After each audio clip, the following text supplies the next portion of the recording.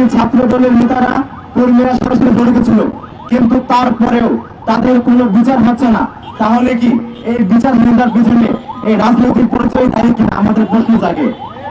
আমরা নতুন স্বাধীন বাংলাদেশে রাজনৈতিক পরিচয়ে অপরাধীদের পায়ে যাওয়ার যে সংস্কৃতি, সেই সংস্কৃতি আমরা কোনো বরদাস্ত করব না। কুয়েটে হামলার সাথে জড়িত সন্ত্রাসী আপনারা জানেন যে শিক্ষার্থীরা মার খেয়েছে, তাদের মধ্যে 22 জনের মামলা হয়েছে। তারা নাকি সোনার চেইন ছিনিয়ে নিচ্ছিল, এই ধরনের মিথ্যা মামলা করেছে বিএনপির এই মদতে, রাজনৈতিক মদতে। যে সমস্ত শিক্ষার্থীরা আন্দোলনে জড়িত ছিল, অর্থাৎ ক্যাম্পাসে ছাত্রছাত্রীদের বন্ধ আন্দোলন চলছিল, সেই শিক্ষার্থীদের পরিচয় একদম পূর্ণাঙ্গ ডিটেলস একাডেমিক তথ্য সহ পরিচয় যে মামলাকারীদেরকে তুলে দিয়েছে, কারা তুলে দিয়েছে। অবশ্যই ক্যাম্পাসে যারা এই তদন্ত কমিটির নামে বিচার করার নাম করে উল্টো বিচারহীনতা সংস্কৃতি তৈরি করার চেষ্টা করছিল, অবশ্যই তাদের চক্রান্ত এটি। আমরা আজকের এই সমাবেশ থেকে ঢাকা বিশ্ববিদ্যালয়ের শিক্ষার্থীরা ঘোষণা দিচ্ছি, আমরা কুয়েটের সাধারণ শিক্ষার্থীদের সাথে আছি, কুয়েটের মুসলিম শিক্ষার্থীদের সাথে আছি। অবিলম্বে যে দালাল প্রশাসন, দলকানা প্রশাসন, নির্বোধ অথর্ব প্রশাসন শিক্ষার্থীদের বিরুদ্ধে অন্যায়ভাবে যে সিদ্ধান্ত নিয়েছে, সেই সিদ্ধান্ত থেকে সরে আসতে হবে। ঠিক আপনারা জানেন ঘটনার পর থেকে ক্যাম্পাস বন্ধ ছিল। ক্যাম্পাস বন্ধ থাকায় শিক্ষার্থীদের শিক্ষা জীবন হুমকির মুখোমুখি হয়। ফলশ্রুতিতে তারা রূপান্তর না পেয়ে ক্যাম্পাসে ফিরে আসে। তারা লং মার্চ টু কুয়েট কর্মসূচি দিয়ে ক্যাম্পাসে ফিরে আসে, কিন্তু ক্যাম্পাসে ফিরে আসার পরেও প্রশাসনের মন ধরেনি, তারা শিক্ষার্থীদেরকে হলে অ্যালাউ করেনি। ফলশ্রুতিতে তারা বাইরে রাত কাটিয়েছে।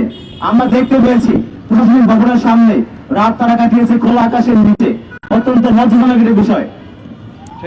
আমরা এই প্রশাসনের যে হতকারী সিদ্ধান্ত, শিক্ষার্থীদেরকে ক্যাম্পাসে অ্যালাউ না করার সিদ্ধান্ত, তাদের শিক্ষা জীবনকে হুমকির মুখোমুখি করার সিদ্ধান্ত, এই সিদ্ধান্ত তীব্র নিন্দা প্রতিবাদ জানাই।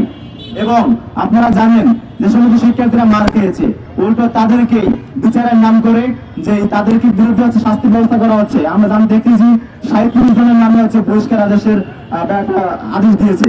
তার মধ্যে ছাত্রদের বিভিন্ন রয়েছে, কিন্তু বাদ বাকি যারা রয়েছে তারা তো হচ্ছে সেই মার খাওয়া সাধারণ শিক্ষার্থীরা। তাহলে যারা মার খেয়েছে তাদেরকে আবার হচ্ছে বহিষ্কার করা হচ্ছে।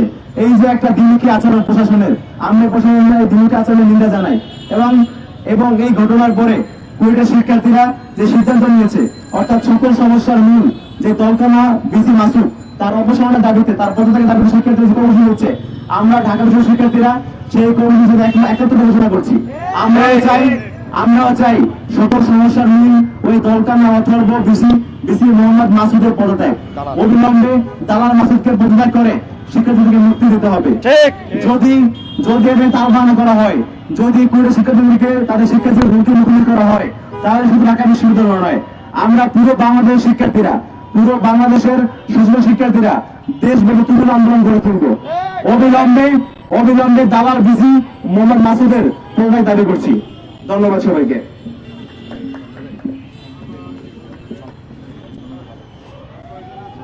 সংগ্রামী সহযোদ্ধাগণ, এ পর্যায়ে বক্তব্য নিয়ে আসবেন ঢাকা বিশ্ববিদ্যালয়ের অর্থনীতি বিভাগের শিক্ষার্থী জয়নুদ্দিন সরকার তন্ময়।